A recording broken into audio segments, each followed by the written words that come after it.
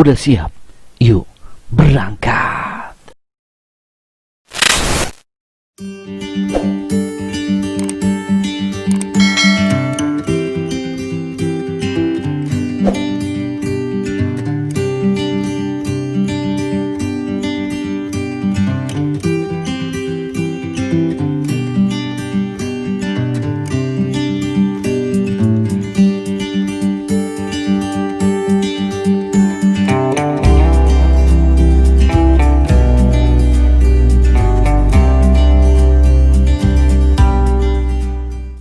Keberkahan dalam rumah dengan membiasakan bangun pagi.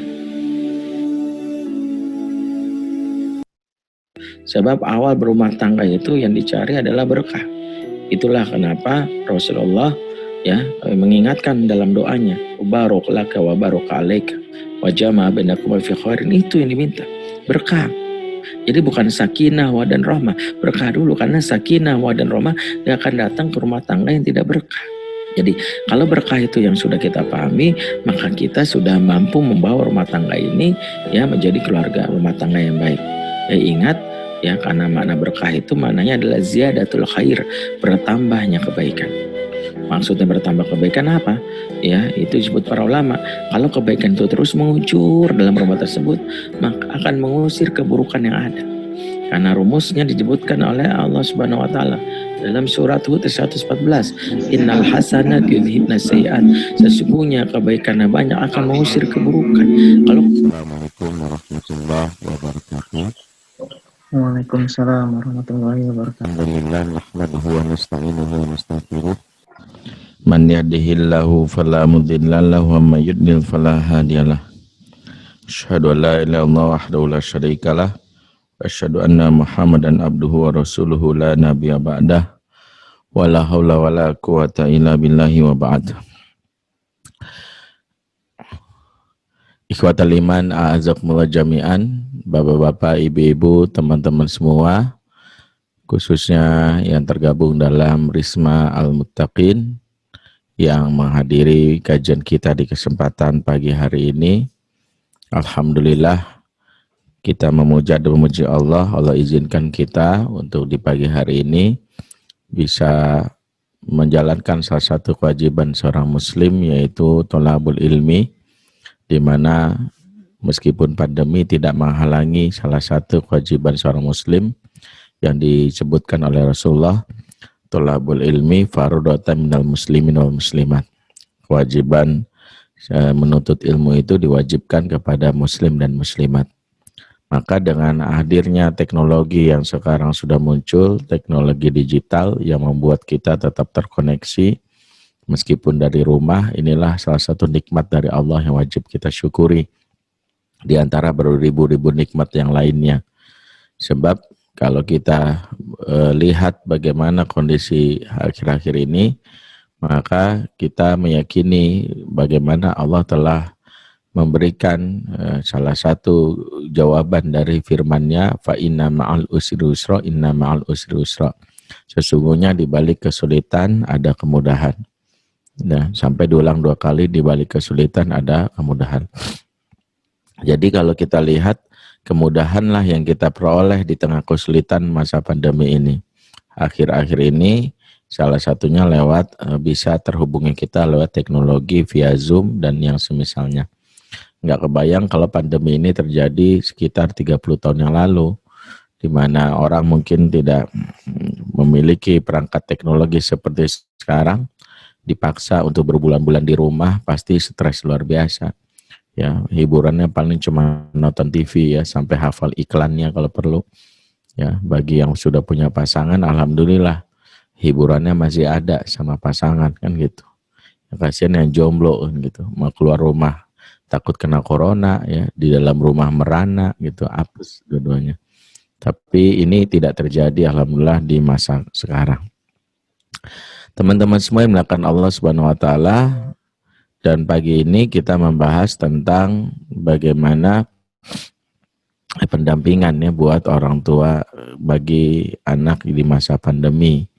Ini tema yang menarik karena ini juga dipelajari juga oleh teman-teman yang sebagian besar mungkin belum menikah. bagaimana sebagian besar teman-teman di sini ternyata memiliki minat yang besar terhadap ilmu parenting, dan ini sebuah apresiasi yang saya betul-betul acungi jempol. Kenapa?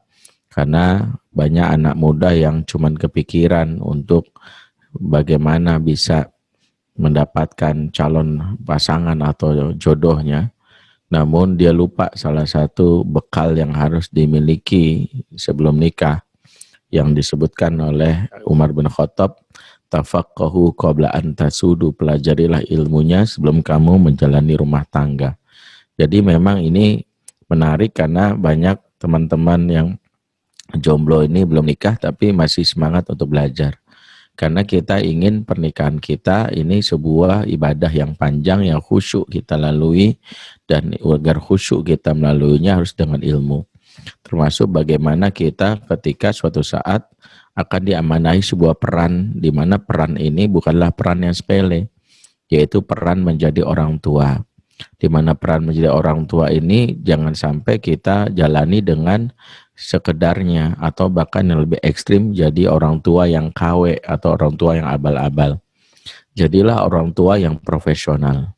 Sebab profesionalitas itu tuntutan bagi setiap peran dalam kehidupan manusia atau kehidupan seorang muslim. Sebagaimana Rasulullah SAW mengatakan, Innallaha katabal ihsanu ala kulli syai'. Sesungguhnya Allah mewajibkan kita bersikap profesional dalam segala urusan. Jadi profesional itu bukan sekedar saat kita jadi wartawan, jadi menteri, jadi manajer, jadi karyawan, atau jadi pejabat. Bukan, profesional itu semua urusan, kata Rasulullah. Ya, jangan jadi orang yang abal-abal, menjalani profesi abal-abal. Termasuk jadilah orang tua yang profesional.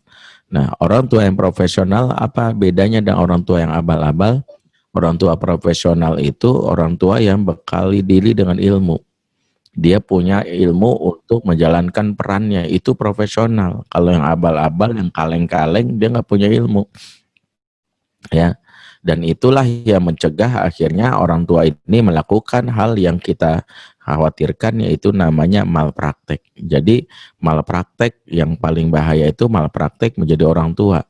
Kalau dokter malpraktek, resikonya betul ada pasien yang mati. Kalau arsitek malpraktek, ada resiko bangunan roboh, ada juga mungkin mayat yang kematian yang terjadi. Kalau pilot malpraktek, pesawat yang mungkin saja ya jatuh. Ya itu memang resikonya nyawa. Tapi kalau ortu malpraktek bukan sekedar hari ini dengan nyawa yang kelihatan rusak, tapi di masa depan akan muncul bangsa dari generasi yang rusak. Inilah akibat dari ortu yang malpraktek. Makanya Rasulullah SAW mengatakan, idza usnidal amru ila ghairi alihi fantazirus sa'ah. Jika suatu urusan diserahkan kepada yang bukan ahlinya, maka tunggulah datang masa hancurnya. Jadi jika suatu suatu urusan serahkan kepada yang bukan ahlinya, alias nggak punya ilmunya, maka kata Rasulullah, tunggu datang masa hancurnya. Jadi sebagian besar generasi yang rusak karena bisa jadi dari orang tua yang tidak tahu dalam menjalani perannya. Terutama ketika saat ini kita berada di fase orang tua dipaksa mau nggak mau jadi guru di rumah. Ya, ini menjadi sebuah peran yang sejatinya mengembalikan kembali fungsi rumah. Di mana fungsi rumah itu bukan sekedar sebagai al-ma'wa atau al-maskan. Al-ma'wa atau al-maskan tempat untuk kita numpang tidur, numpang istirahat. Kalau misalnya kedinginan kita ya mendapatkan kehangatan di rumah, sebaliknya juga kalau kepanasan kita berteduh di rumah, itu nama al-ma'wa atau al-maskan. Ya, tapi yang lebih esensial lagi, rumah harus jadi al-madrasah. Rumah menjadi tempat bagaimana tumbuhnya bibit-bibit generasi yang baru yang kelak akan menjadi pemimpin hebat di masa depan. Nah, rumah yang berperan sebagai madrasah inilah yang sejatinya muncullah anak-anak yang berhebat, berkualitas hebat.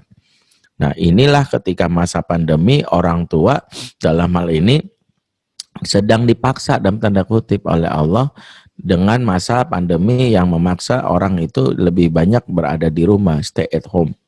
Maka manfaatkanlah momen ini. Bagi seorang ayah, momen ini momen yang harus dimanfaatkan mungkin untuk membayar hutang-hutang pengasuhan.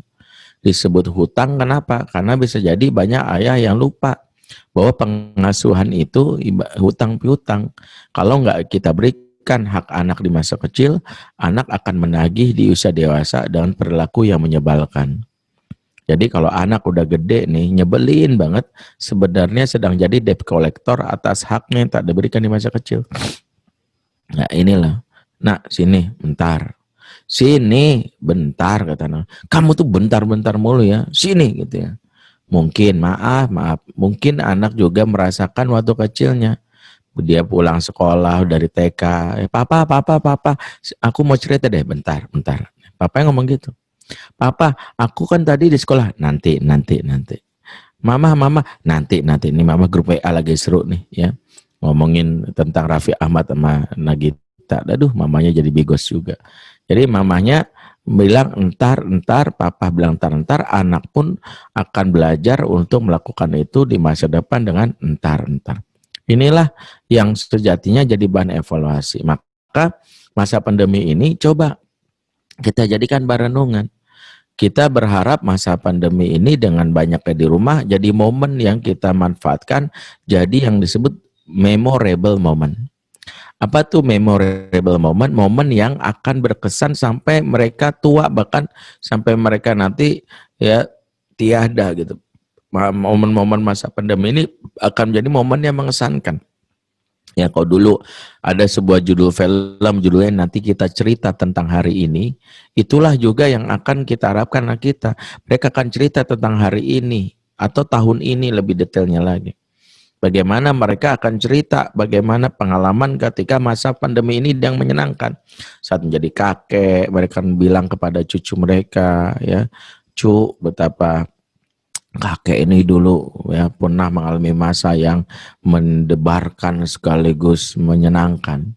Ada tahun 2020 itu semua orang khawatir dengan sebuah virus yang kecil, tapi bisa bikin kita merasa begitu ketakutan sehingga semua orang dipaksa di rumah aja ya mengisolasi diri. Justru masa itu momen yang menyenangkan, itu yang dilakukan bagi oleh si anak ini. Selama ini kalau misalnya kakek ditanya waktu kecil, ayahmu mana?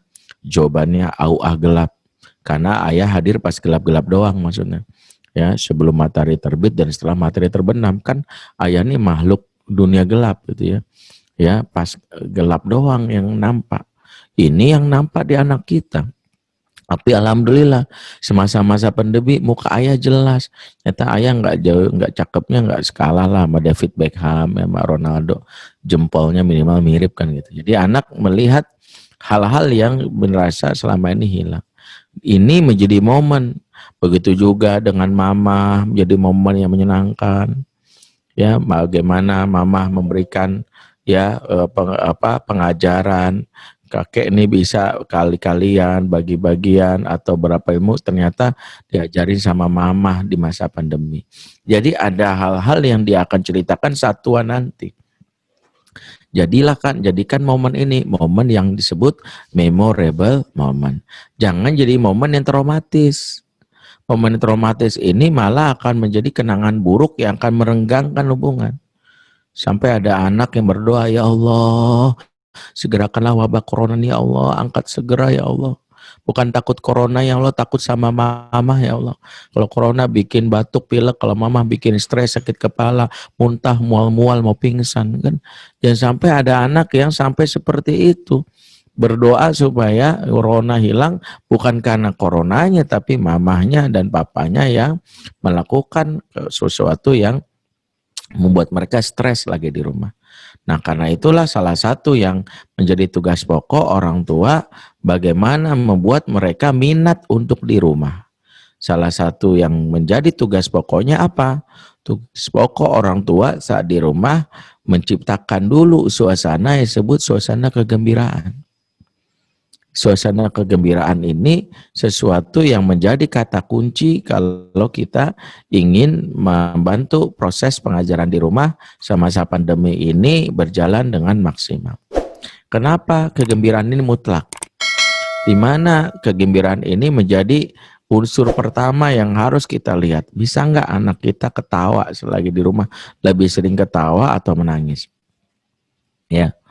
Kenapa demikian? Karena satu, kegembiraan adalah indikasi bahwa rumah kita meskipun sempit, kecil, masih menjadi rumah surga. Baiti jannati. Rumah surga disebutkan salah satu cirinya adalah yang menggambarkan tentang suasana penduduk surga. Di mana suasana penduduk surga itu ya minimal seperti yang disebutkan di dalam surat Abasa ayat 38 dan 39. Apa yang Allah ceritakan kepada kita tentang gambaran penduduk surga? Wujuhu yawma idzin musfirah dahikatum mustabsyirah. Wajah mereka di hari itu berseri-seri, ketawa bergembira ria. Jadi Allah ceritakan gambaran bahwa penduduk surga itu wajahnya happy. Ya, mereka senyum, ketawa bahkan. Jadi kalau rumah itu sudah nggak ada ketawa, maka bukan lagi baiti jannati, jadi baiti nari, rumahku nerakaku. Ini yang kita hindari. Maka kalau kita di rumah, ini PR pertama. Karena selama ini rumah nggak mampu menciptakan ketawa. Senyuman anak kita itu udah menjadi suatu barang langka. Itu yang kita khawatirkan. Maka tugas ayah dan bunda saling mengingatkan, sudahkah ketawa hari ini? Ya, sudahkah ada senyuman hari ini? Karena senyuman itu kata kunci pertama untuk bisa survive selama di masa pandemi. Kita belum bicara tentang pembelajarannya dulu, karena nanti ada hubungan dengan pembelajaran. Yang kedua adalah senyuman dan tawa ini menjadi satu kebutuhan pokok karena membangkitkan imunitas tubuh. Karena setiap senyuman dan tawa yang muncul di kita akan melecutkan hormon happiness. Hormon kegembiraan yang terdiri dari 4 zat yaitu endorfin, dopamin, oksitosin, dan serotonin. Di mana 4 zat ini jika muncul, hormon happiness ini akan meningkatkan antibodi tubuh. Jadi ketika pandemi antibodi ini menjadi salah satu pertahanan diri yang dibutuhkan, maka mutlak anak-anak itu berada dalam kondisi yang happy. Ya, jangan sampai masa pandemi ini malah membuat kualitas belajar membuat semakin tinggi, membuat anak stres sehingga rentan penyakit. Jadi ini ada hubungannya dengan bagaimana anak-anak mendapatkan haknya untuk gembira karena terkait dengan prinsip kesehatan. Yang ketiga, kegembiraan bagi anak-anak adalah salah satu upaya untuk bisa menerima informasi dengan mudah. Karena rumus dari fungsi otak sendiri, ada otak berpikir yang namanya korteks, ada otak perasaan yang namanya limbiks. Limbiks ini memiliki celah yang akan mengalirkan informasi ke korteks sebagai pusat berpikir. Celah ini akan katupnya itu terbuka atau tertutup tergantung suasana hati. Kalau suasana hati lagi bete, bad mood, cemas, maka limbiks itu tertekan sehingga seperti paralon yang katupnya ini tertutup, maka air nggak bisa masuk ngalir. Begitu juga anak yang tertekan, bete, bad mood, cemas, khawatir, mau diajarin, dikasih tahu apapun nggak bakalan ngelekat di otaknya, nggak bakalan nempel. Ada ortu akhirnya maksain banyak hal nggak dapat apa-apa. Sebaliknya jika limbiksnya itu maaf ya terbuka lebar, ya dia bahagia, limbiksnya terbuka lebar, maka katup yang akan mengalirkan informasi dari limbiks ke korteks akan terbuka sehingga informasi mudah diserap oleh anak. Informasi mudah diserap oleh anak sehingga anak mudah menerima informasi. Inilah yang menjadikan yang ketiga bahwa ternyata dengan masa pandemi ini kita wajib menghadirkan kegembiraan. Yang keempat, kegembiraan adalah upaya untuk membuat anak betah di rumah, tidak keluyuran. Program pemerintah yang namanya stay at home atau karantina mandiri dan semisalnya adalah program yang memutus mata rantai penyebaran virus dengan cara membuat mereka betah di rumah. Nah, betah di rumah ternyata bukan sekadar dengan fasilitas yang lengkap. Betah di rumah bukan karena di rumahnya itu banyak segala bukan punya rumah yang luas, karena berapa kali saya sebagai konselor anak dan remaja mendapati anak-anak yang nongkrong di luar di kafe, ada yang di mall, bahkan di pos ronda atau di jalanan. Mereka bukan anak yang boleh dibilang rumahnya kecil atau rumahnya sumpek. Ada bahkan anak orang kaya, rumah luas dengan segala fasilitasnya.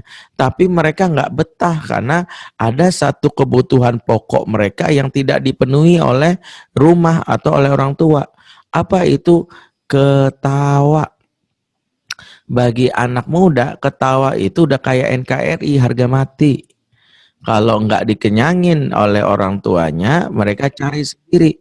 Makanya rumus sederhana untuk menjadikan anak kita betah di rumah itu, ya, salah satunya adalah siapa yang membuatku menangis adalah musuhku. Siapa yang membuatku ketawa, dialah sahabatku. Kalau ortu tidak mampu membuat ketawa anak, minimal tersenyum bahagia, maka anak ini ya pelariannya ke rumah. Pelariannya keluar rumah, ke kafe-kafe, ke mall. Maka inilah yang membuat akhirnya ya salah satunya anak-anak muda dalam hal ini membantu mereka untuk ya bisa stay berada di rumah. Itu yang keempat. Yang kelima, yang namanya ketawa itu adalah sifatnya menular. Maka kebahagiaan itu akan menular seiring dengan adanya ketawa dari satu individu. Itulah kenapa dalam sebuah boleh dibilang ya proyeknya, saya lupa waktu itu siapa yang melakukan ini, tapi ini saya dapat waktu saya sempat kuliah di UI. Profesor saya namanya Alwi Dahlan pernah menceritakan salah satu riset di sebuah studio diperagakan sebuah film bisu ya. Studi bioskop film bisu, ternyata ada satu orang dia melakukan sosial eksperimen. Filmnya film biasa aja sebenarnya, nggak ada ya pokoknya bergerak. Tapi orang ini setiap ada berapa menit ketawa, gitu. Dan ini bukan ketawa yang orang gila, bukan.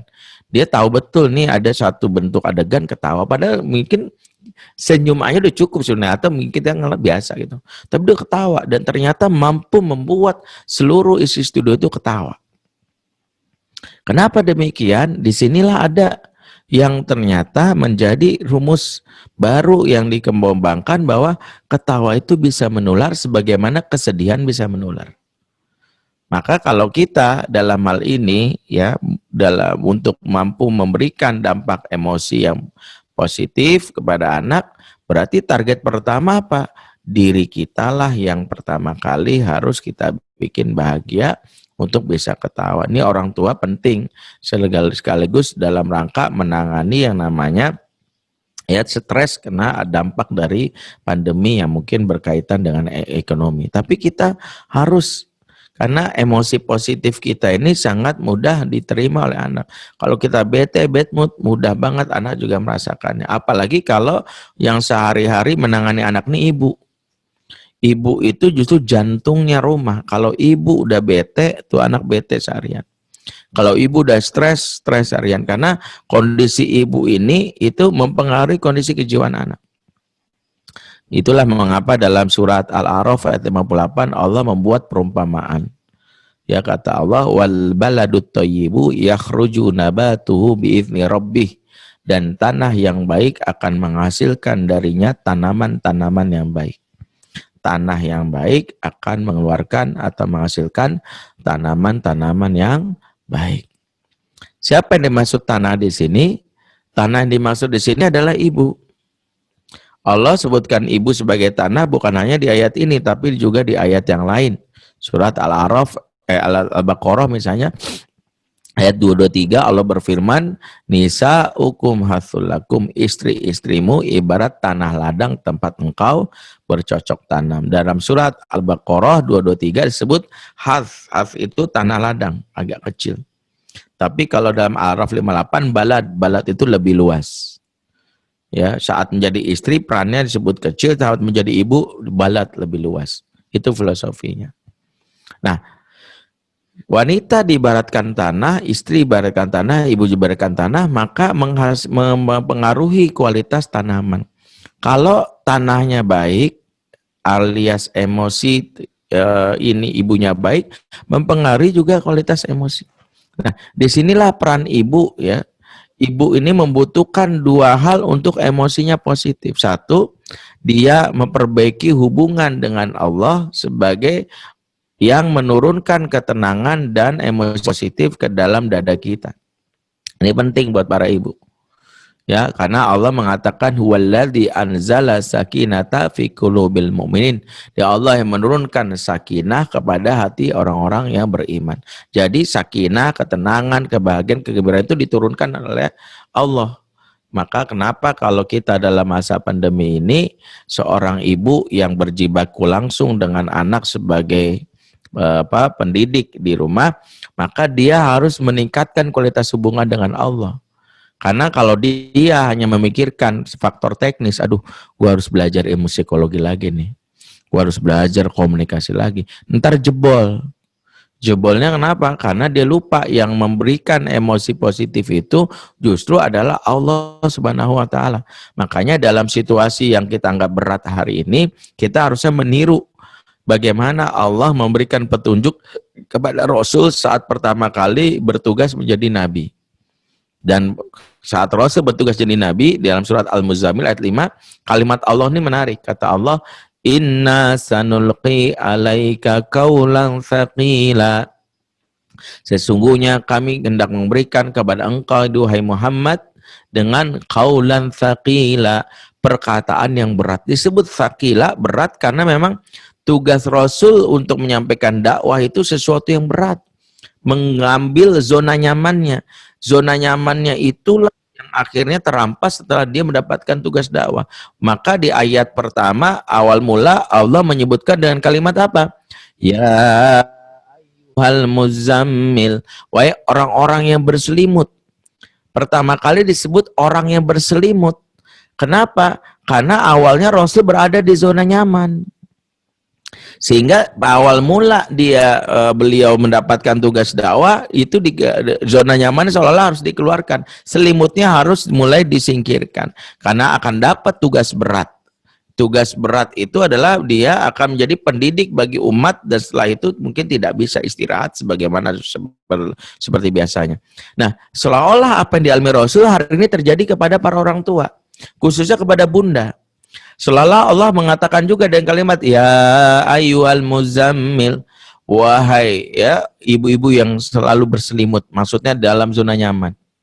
Selama ini nyantai, aduh pagi-pagi nyiapin anak mandi, pakaian baju sekolah, antar ke sekolah, ya suami berangkat kerja, anak sekolah sekitar 2-3 jam, aduh ngemol dulu mumpung awal bulan, ATM di tangan, ya suami nggak tahu kan, main gesek, aduh ada cilok depan sekolahan, bang 3 porsi ya bang, buat siapa? Buat saya gitu ya, ya Allah mbak gitu ya, iya 3 porsi langsung nyantai banget, terus tuh ngeliat YouTube, ya, bagus nih ada dalgona coffee, nyobain gitu, eksperimen emak-emak.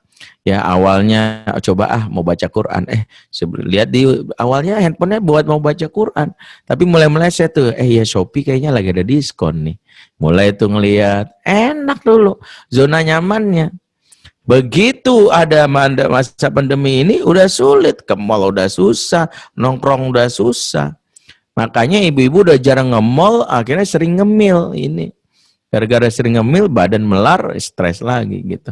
Nah kalau kita perhatikan, karena ibu-ibu ini dalam tugas yang berat, sebagaimana yang dihadapi oleh Nabi, walaupun tentu tidak sebanding ya, tentu yang dihadapi Nabi lebih berat karena musuhnya bukan diri sendiri, tapi itu cercaan dan caci maki dari orang lain. Maka pelajarilah cara Allah menghibur Nabi agar apa yang dialami Rasul dengan qaulan tsaqila ini bisa dihadapi dengan ringan. Allah sebutkan di dalam ayat 2 dan 3 serta ayat 4, ya, qumil laila illa qalila nisfahu awinkus minhu qalila auzid alaihi warattil qur'ana tartila warattil qur'ana tartila. Jadi yang disebutkan dalam surat Al-Muzammil ini menyebutkan 2 bekal Rasul bisa melewati situasi sulit, yaitu 1, Rasul mendapatkan tugas yang pertama, bangun di tengah malam. Diwajibkan sholat malam. Sempat sholat malam ini menjadi sholat wajib selama beberapa tahun. Karena Rasul wajib punya kekuatan. Cara menyerap kekuatan itu langsung dari Allah, diserap dan membuat diri itu bisa menerimanya lewat ibadah sholat malam. Yang kedua, baca Quran dengan tartil. Dirutinkan baca Quran. 2 amalan wajib yang menguatkan Rasul menghadapi situasi berat ini, sholat malam dan tilawatil Quran. Nah, inilah mungkin bahan evaluasi kita. Para orang tua di sini, kadang kalau berbicara tentang parenting, orang tua lebih fokus kepada hal ini. Buku-buku parenting dibaca, banyak tuh. Kalau ada seminar parenting mahal, nggak apa-apa deh demi anak, beli tiketnya, ada yang 500.000, video-video YouTube tentang parenting dipelajari. Tapi sholat malamnya males, tilawah Quran kagak, jebol. Jadi nggak bisa kita ngandelin sekedar teknis. Yang pertama kali dulu spiritualitas. Makanya Allah pertama kali ketika menjelaskan tentang generasi yang lemah dalam surat An-Nisa ayat 9, yang pertama kali Allah berikan solusi apa? وَلْيَخْشَالَّذِينَ لَوْ تَرَكُوا مِنْ خَلْفِهِمْ ذُرِّيَّةً ضِعَافًا خَافُوا عَلَيْهِمْ. Hendaklah takut kepada Allah orang-orang yang meninggalkan di belakang mereka anak-anak yang lemah. Anak-anak yang kalian khawatir terhadap keberadaan mereka. Ini problemnya. Kita nggak pengen anak kita jadi anak lemah. Maka solusinya apa? Solusi pertama, falyattaqullah, bertakwalah kepada Allah. Barulah solusi kedua, waliyaqulu qaulan sadida, ucapkanlah komunikasi yang patut. Jadi kalau komunikasi kepada anak diperbaiki, itu nomor 2. Nomor 1-nya adalah bertakwa dulu kepada Allah. Maka di masa pandemi ini pendampingan orang tua itu harus selaras dengan spiritualitas. Kalau enggak kolaps, stres sendiri. Nih khusus emak-emak nih, ibadah tilawahnya gimana? Sholat malamnya gimana? Jebol kalau enggak. Stres tuh akhirnya, anak jadi korbannya. Itu yang pertama. Jadi kenapa emak-emak khususnya yang menjadi, boleh bilang, garda paling depan di rumah saat ini untuk mengajarkan anak, harus meningkatkan kualitas spiritualitasnya. Ya, tentu juga suami dalam hal ini ayah lebih kuat lagi karena sebagai kepala keluarga. Yang kedua, sebagai seorang ibu agar memiliki emosi positif, maka dia menyerap yang kedua dengan peran ayah atau suami. Allah turunkan lewat ibadah yang kita lakukan setiap malam dengan memberikan ketenangan dalam batin seorang ibu, tapi tidak lupa bahwa peran suami atau ayah ini penting membantu seorang istri bisa melewati situasi sulit. Makanya seorang suami di masa pandemi ini justru tunjukkan kemesraan. Tunjukkanlah bagaimana kualitasnya sebagai seorang suami. Fokus pertama, bahagiakan istri dulu. Bahagiakan istri dulu. Karena istri yang bahagia akan menular ke anak. Happy mom, happy children, happy wife, happy life. Makanya suami kadang-kadang harus ngasih kejutan gitu. Kalau istri ketiduran, cek handphonenya, periksa keranjang belanjaannya di Shopee itu. Ada berapa item, bayarin itu ya. Ntar pas istri bangun kan ngecek, ya Allah mas, kamu yang bayarin. Iya. Masya Allah, so sweetnya zaman sekarang mah nggak usah pakai bunga, transfer GoPay aja udah so sweet itu, ya, OVO itu udah cukup ya, minimal meringankan.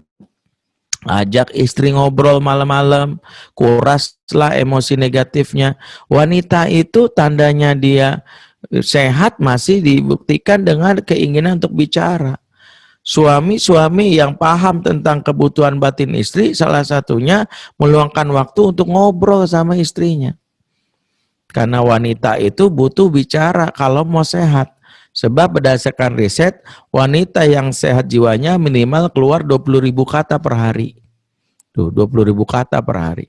Keluar dia. Makanya kalau mau aman, cari istri penyiar radio.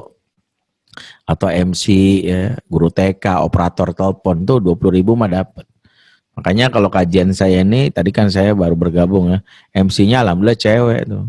Karena memang kita fasilitasi, ayo ibu-ibu jadi MC. Supaya apa? Supaya sehat. Karena kalau dia nggak ngomong, waduh. Ya, makanya bapak-bapak ngecek kesehatan batin istri, lihat di omongannya. Kalau istri ngomongnya banyak, lagi sehat. Tapi kalau ngomongnya ada patah-patah atau diam, bahaya nih. Karena ingat rumusnya, sejatinya tidak ada wanita yang pendiam. Yang ada adalah wanita yang terluka hatinya. Tuh, ingat itu. Jadi nggak ada wanita pendiam. Jadi kalau istri udah ngomongnya patah-patah, kamu udah makan belum? Udah. Makan apa? Ayam. Ayam apa? Goreng. Nah, udah tuh. Kalau udah naik, goreng. Wah, udah tuh. Ya, belum lagi tambah. Itu tandanya udah, waduh. Kita harus buru-buru ngusap punggungnya, minta maaf. Yang ngusapnya pakai 100 ribuan segepok. Nah itu lebih meredakan lagi buat istri. Tapi kalau wanita ngomongnya banyak ya, ditanya satu jawabannya 1000, Dek udah makan belum? Udah, dan tadi aku beli ayam goreng tengah jalan ketemu Bu Tejo, kata Bu Tejo, Pak katanya Pak Lurah nikah sama anak tetangga, nikah siri, mana dia masih udah belum cerai sama istrinya. Dari ayam goreng ujung-ujung ngomongin Bu Tejo, ujungnya ngomongin Pak Lurah, itu sehat itu. Emang wanita tuh gitu, belok-belok itu kadang-kadang ada aja yang diobrolin. Kalau kita memastikan istri kita dalam hal ini bicara banyak sehat. Nah, waktu terbaik menguras emosi negatif itu malam. Suami kalau istri ngomel-ngomel malam itu jangan kita rusuhin. Ini bapak-bapak harus paham, kalau istri ngomel malam-malam itu dia sedang mengeluarkan isi kantong jiwa dia yang negatif. Karena salah satu peran suami sebagai TPS, tempat pembuangan sampah emosi. Emang sebagai TPS, dan itu dialami oleh Rasul, para sahabat.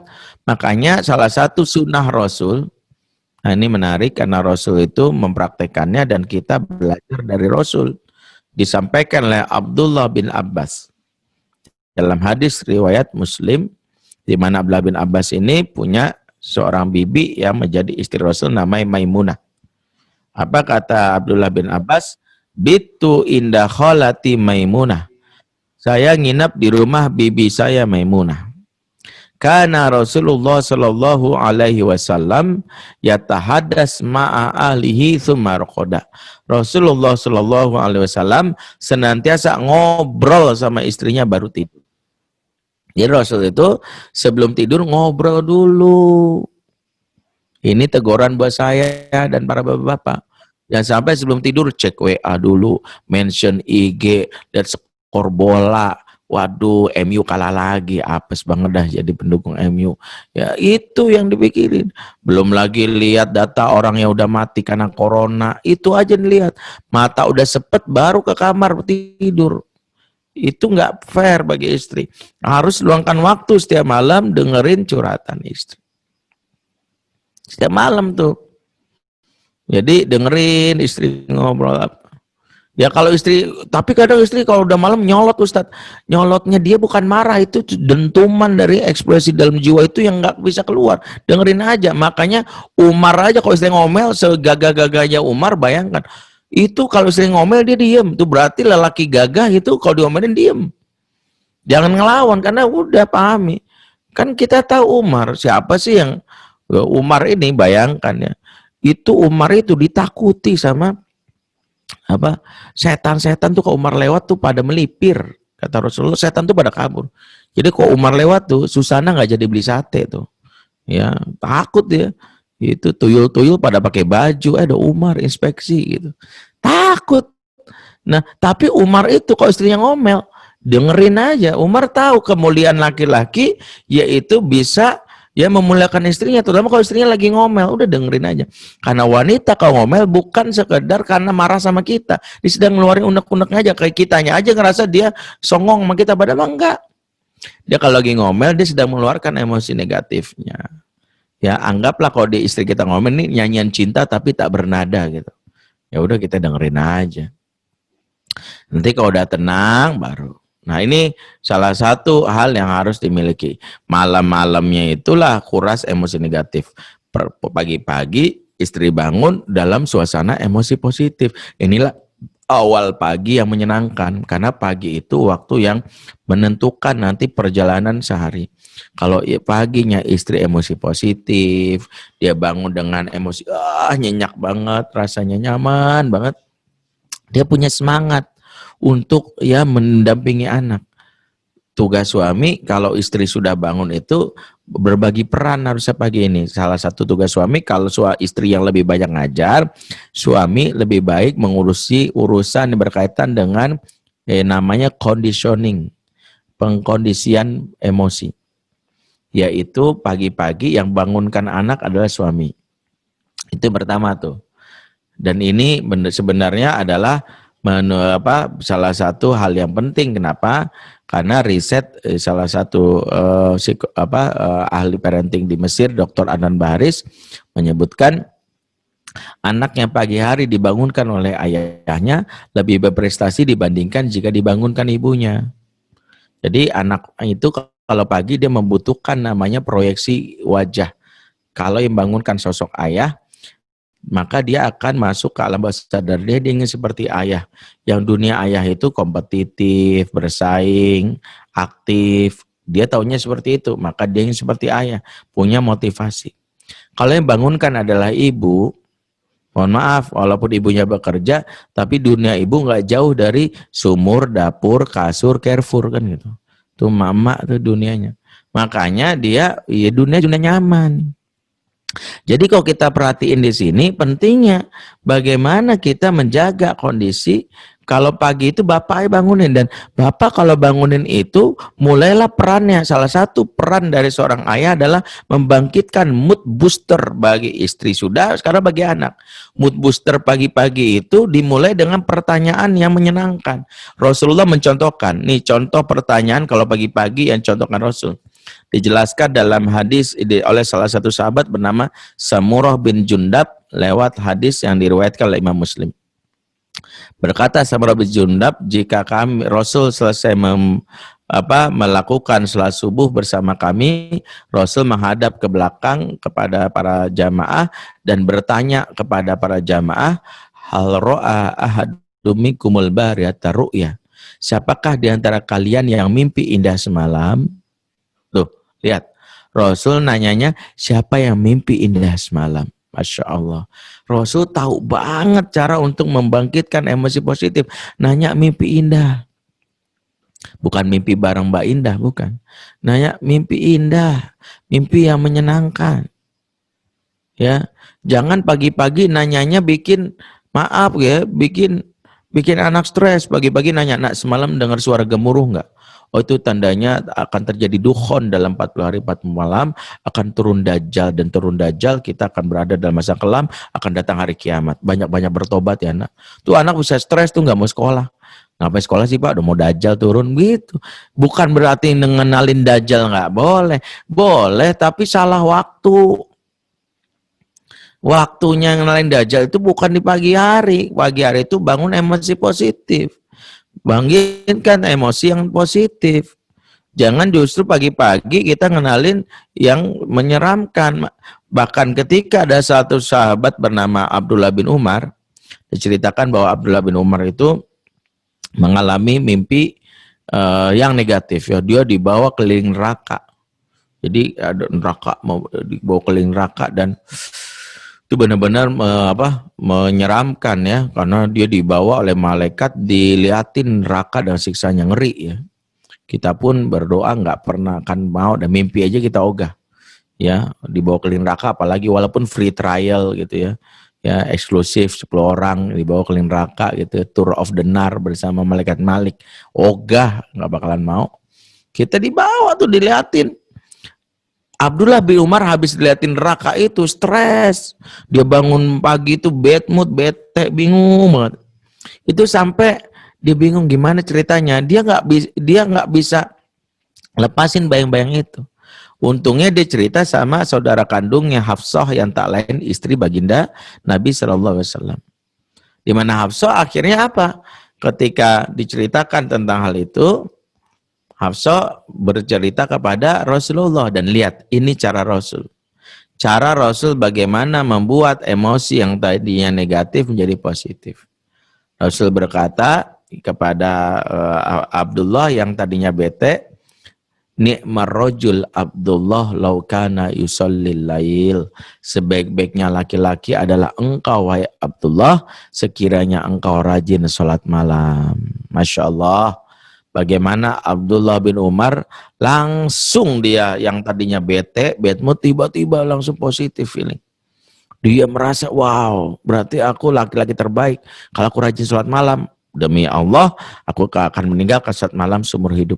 Maka Abdullah bin Umar tercatat dia tidak pernah absen dalam sholat malam, bahkan dia sampai mati di sholat malam. Ini disebutkan oleh para sahabat yang lain.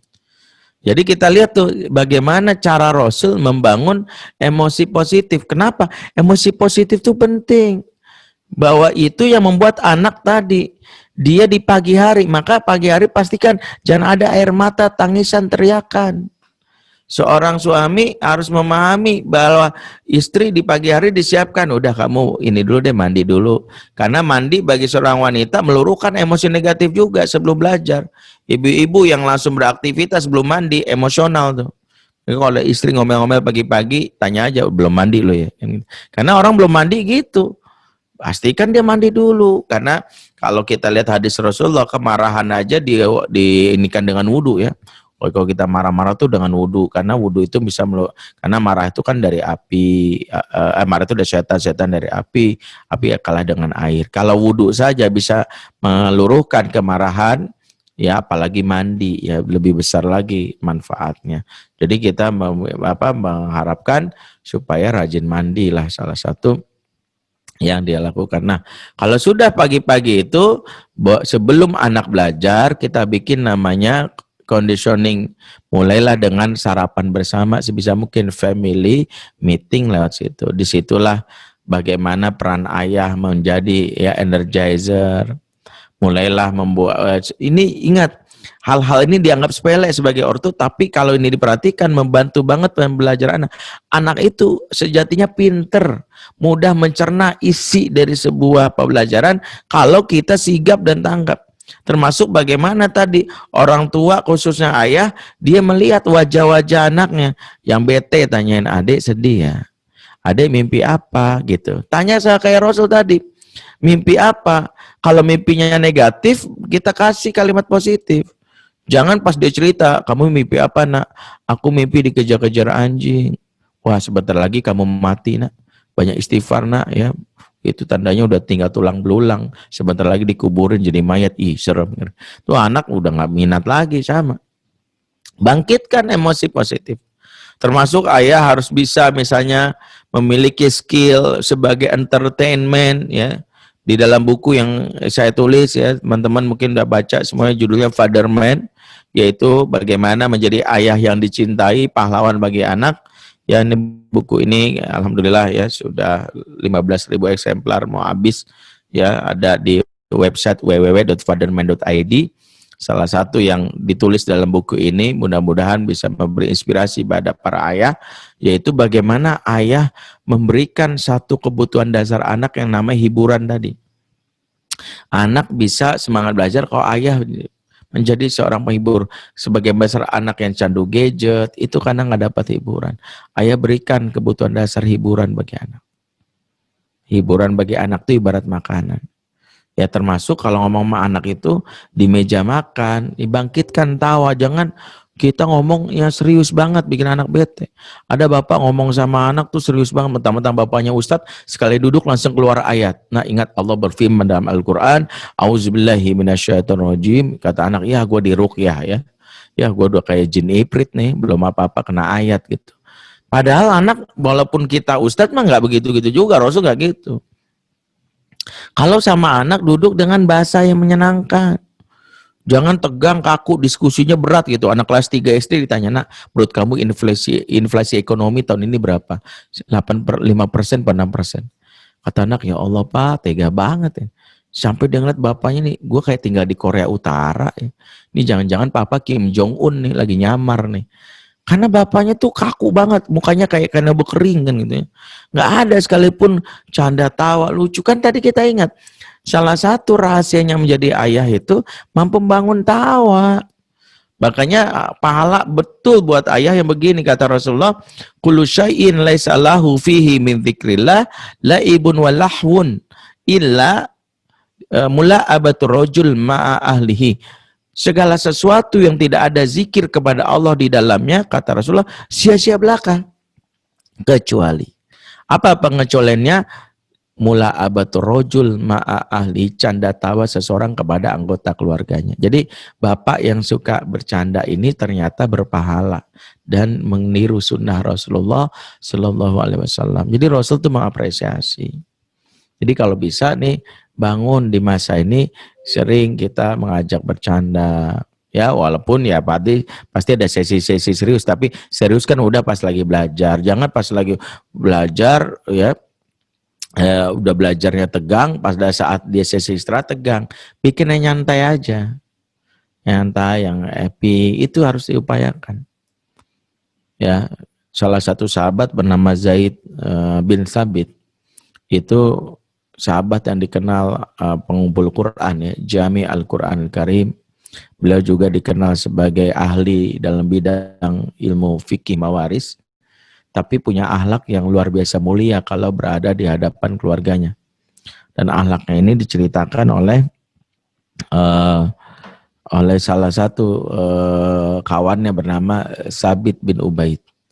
Dalam kitab Adabul Mufrad, beliau bersaksi, ma ra'aitu ahadan ajalla idza jalasa ma'al qaumi wala afkaha fi baitihi min Zaid bin Sabit. Saya belum pernah melihat laki-laki yang lebih gagah saat berada di hadapan koleganya atau kaumnya, namun lebih kocak saat berada di rumahnya dibandingkan Zaid bin Sabit. Jadi kata beliau, saya itu belum pernah melihat laki yang kalau di hadapan kaumnya gagah, tapi di rumahnya itu kocak selain Zaid bin Sabit. Jadi Zaid ini itu salah satu contoh sahabat yang luar biasa. Kalau di hadapan koleganya dia gagah berwibawa, tapi kalau di rumahnya dia kocak menyenangkan. Sebagian kita kebalik, kalau di hadapan kolega sama teman-teman kocak luar biasa. Tapi kalau giliran di rumah sama anaknya, apa lu? Makan, waduh, belajar, kebalik. Tuh anak stres banget tuh. Giliran sama teman-temannya kita asik, giliran sama anak gak asik. Anak-anak zaman now sekarang itu sedang bertarung dengan tawaran-tawaran keasikan di luar. Gadget asik, ada game, mall asik, ada tawaran ya, time zone dan macam-macamnya.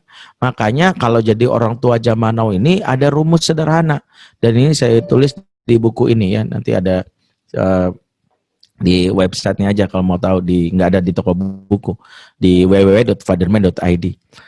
Ya, salah satunya adalah yang sebagaimana kami tulis di sini, di zaman now ini tidak cukup jadi ortu yang baik. Ingat rumusnya, di zaman now tidak cukup jadi ortu yang baik, tapi jadilah ortu yang asyik. Baik plus asyik itulah yang membuat anak-anak bisa bertahan dan dekat dengan kita. Karena kalau baik doang kalah. Saya pernah kok menemui anak-anak yang nongkrong time zone, dulu agak-agak suuzon juga sama mereka. Saya tanya, ngapain sih di sini? Emang bokap nyokap galak ya? Ya, bokap nyokap kasar ya gitu. Ya, bokap nyokap jahat ya? Enggak sih. Bokap nyokap baik sih. Nah, terus kenapa betah di sini? Baik sih tapi nggak asyik. Baik tapi nggak asyik. Ya, kadang-kadang terlalu serius. Maka kita harus belajar. Nah, kalau dalam buku yang kami tulis ini, minimal kalau bapak ada 3 skill untuk jadi sosok fatherman agar menjadi bapak yang asyik. 1, bermain. 2, bercerita atau berkisah. 3, menjelajah. Explorer. Itu dibutuhkan oleh anak-anak di zaman now. Baik, saya pikir udah 10.25 waktu yang bisa kita manfaatkan sisanya untuk ada diskusi dan tanya jawab.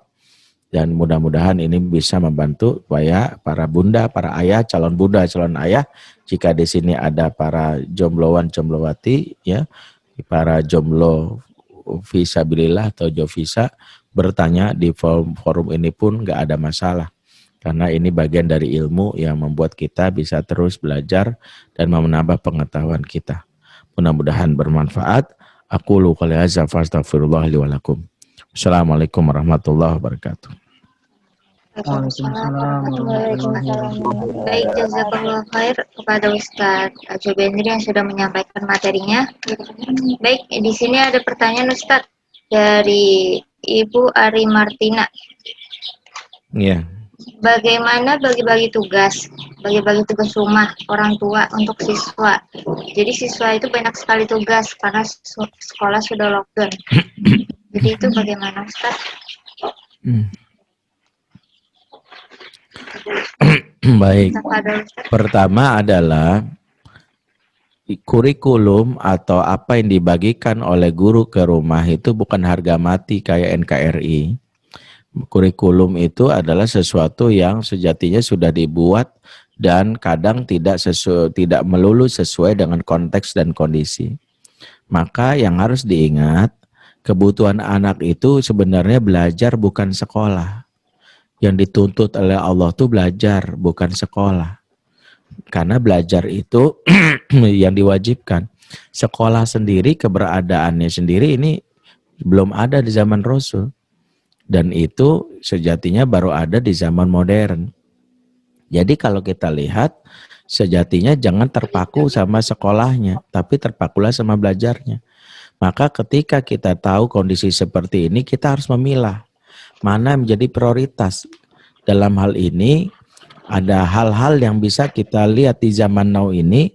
Kalau jadi ortu itu, jadilah smart parent, not super parent. Kata kuncinya itu. Smart parent, not super parent. Bedanya di mana? Kalau super parent, contohnya kayak orang nyetir nih. Di tengah jalan, sendirian nyetir, tiba-tiba ada batu besar jatuh dari atas, menghalangi perjalanan. Karena dia berpikir super parent, maka dia keluar dari mobil, itu batu didorong. Batunya bisa kedorong, betul. Dia senang, bahagia. Tapi begitu dia masuk ke dalam kendali mobil, ya baru sadar pinggangnya patah, encoknya kambuh, tangannya ini saraf kejepit. Akhirnya dia nyetir gak nyaman, ngomel-ngomel. Kalau super parent, maka ketika dia lagi nyetir ada batu, dia bisa keluar kemudian mikir, aduh berat banget ya. Apa yang dilakukan? Bisa satu minta tolong, bang, bisa tolong nggak bang? Ya, batunya didorong. Gitu. Saya kan perempuan, oh iya dorong. Tuh, itu pertama. Itu yang kedua, bisa jadi dia mundur aja, cari jalan lain. Karena yang penting itu adalah jangan maksain lewat. Itu super parent smart. Yang ketiga, bisa jadi nelpon orang lain, ya, karena dia buru-buru, orang lain jagain mobil, dia jalan kaki atau naik Gojek. Jadi smart parent itu konsepnya. Maka ketika kita tahu, tugas banyak banget, pilah-pilah aja. Apa yang kita ketahui dulu. Nih, kalau misalnya ada yang kurang-kurang, kalau saya solusinya japri ke guru bersangkutan, minta maaf. Dan yang penting kita nggak usah khawatir. Terima resiko. Saya misalnya ketika dapat tugas dari kurikulum sekolah, saya terima sama istri saya. Yang kayak gini nih, saya agak susah, saya bilang. Karena yang paling penting jaga suasana emosi. Toh bukan berarti anak kita nggak belajar, cuman berbeda ya metodenya karena di rumah, karena skill kita juga nggak seperti guru yang sudah terlatih.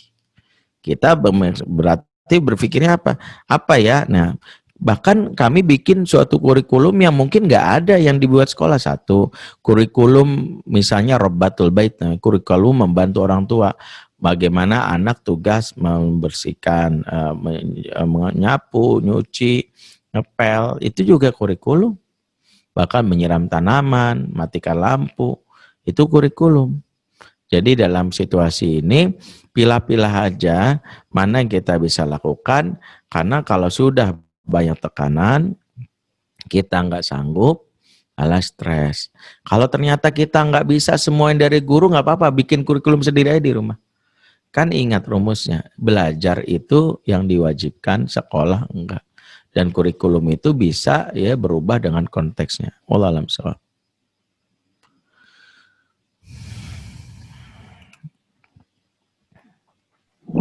Lanjut Ustadz, ada pertanyaan lagi dari Novanita Pratiwi.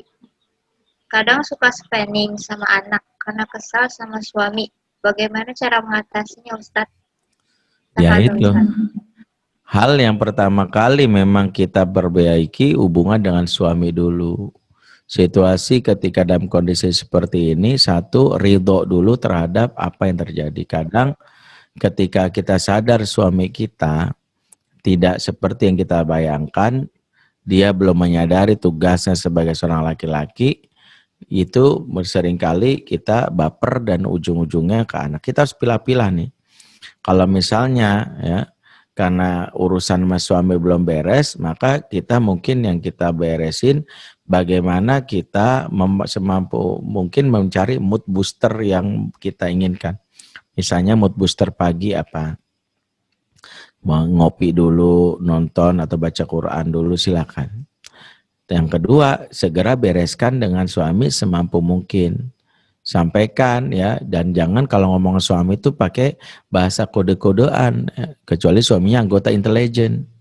Kadang banyak istri itu mau ngomong sama suami aja perlu pakai bahasa kode-kodean, di belakang tuh panci sama wajan diadu prang gitu ya, rantang sama gelas diadu prang gitu. Supaya suami ngeh Ustadz, ya suami ngeh kalau dia ngerti itu, sudah dipelajari waktu dia dulu belajar pramuka. Sayangnya di pramuka nggak ada pelajaran. Jika beradu piring sama wajan, itu tanda seorang istri lagi kesel. Enggak tuh, nggak dipelajarin. Suami kita waktu pramuka nggak dipelajarin tuh. Dia taunya kalau ada piring sama wajan ketemu akan menjadi musik yang indah. Malah dia senang tuh. Ya, makanya ngomong aja. Ngomongnya namanya I message. I message, jangan you message. Kalau you message bikin berantem. You message tuh gini, kamu tuh cuek banget sih mas. Kamu bener-bener deh. Itu yang pertama.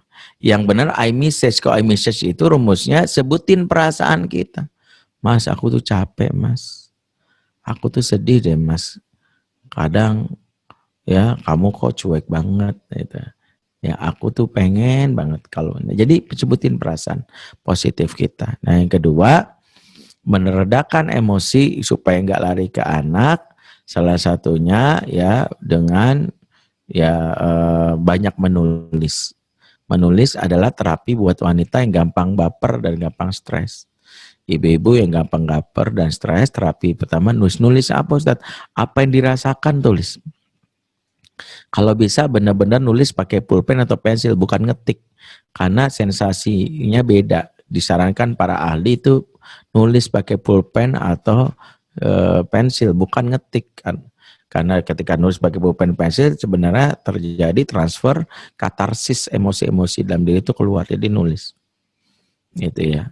Itu yang kedua. Yang ketiga ya, dalam hal ketika suami ngesel dan sebagainya, kita bisa minta time out, menjaga jarak dengan anak. Salah satunya dengan cara apa? Banyak berolahraga, khususnya berenang. Ternyata aliran darah yang tersumbat karena tidak mengalir mempengaruhi juga suasana kebatinan. Makanya kalau orang lagi marah itu, ya dalam hal ini dia menterapinya dengan bergerak, mengalihkannya dengan olahraga, membantu dirinya supaya lebih tenang. Ya itu bisa dilakukan. Ya, wallahu a'lam bishawab. Ya, baik Ustadz, ada pertanyaan terakhir dari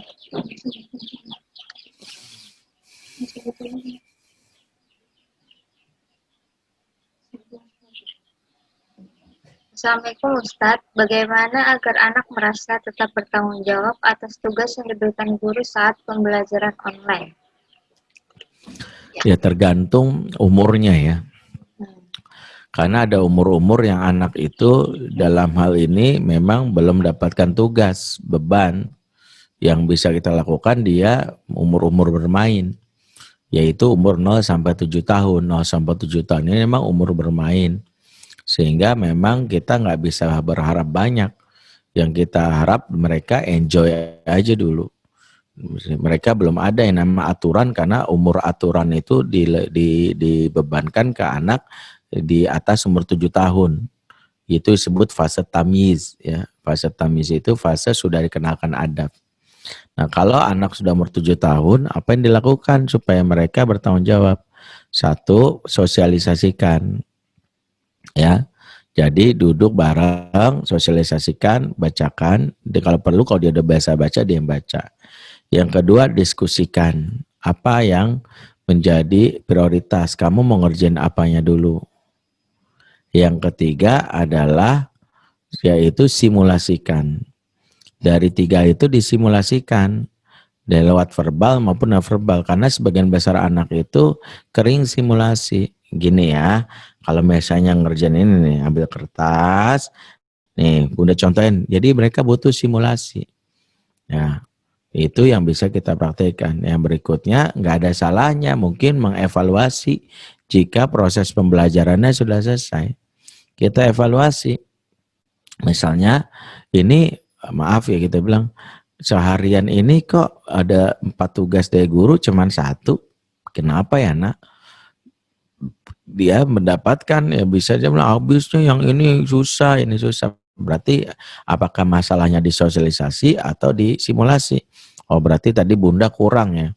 Sehingga kita sendiri sebenarnya ketika mendapatkan ilmu atau tugas dari sekolah sebenarnya kita sedang dipaksa juga untuk belajar. Memahami apakah ini sesuatu yang mudah bisa dilakukan oleh anak-anak ya atau sesuatu yang sulit. Jadi kita juga harus meningkatkan salah satunya skill kita. Dan itu bisa kita yang berikutnya diskusikan kepada guru. Guru itu juga kita harus ajak diskusi untuk mencari formula yang tepat. Sering-sering WA guru untuk bertanya, Bu ini saya sendiri nggak paham ya karena kita juga mendapatkan ini juga semua via WA. Boleh kita diskusikan. Tapi yang lebih esensial sebenarnya dalam kondisi seperti ini, di mana tugas sekolah itu sering ditransfer oleh guru, sebenarnya karena ortu saat ini menjadi guru di rumah yang menjadi kepanjang tanganan dari dari sekolah, maka harusnya sekolah memfasilitasi untuk ada diskusi online setiap pekan atau tiap bulan dengan orang tua. Ya, supaya mereka juga mendapatkan yang namanya pembelajaran. Ya, wallahu a'lam bishawab.